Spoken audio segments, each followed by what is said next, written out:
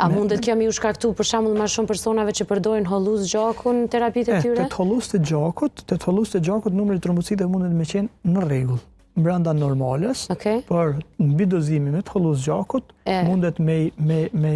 mundet me pas plasëritje dhe dalje gjakut prej enëve të gjakut, domethënë që është gjaku më i hollë dhe pak një lëndim i vogël,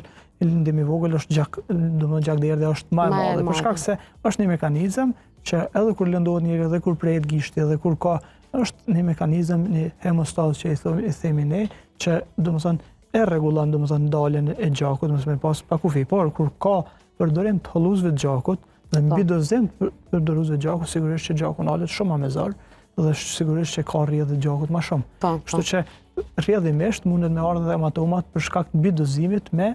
antikoagulant ose holluz gjakut. Por dhe ajo që përmenda më herët, numri i ulur i trombocitëve që mundet me qenë shkaktar të ndryshëm që mundin me shkaktu numrin e ulur të trombocitëve, domethënë trombocitopeni,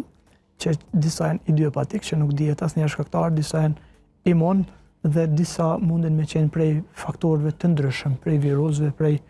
intoksikimit dhe prej plot faktorë që mundin me shkaktu trombocitopeni, edhe ajo është situatë që ke trombocite më pak në qarkullim, është mundësia kur lëndohesh ose kur pëlqasin ende gjakut dhe gjakderdhja ndalet me zor, këtë rast dhe shkaktohen hematoma të ndryshme.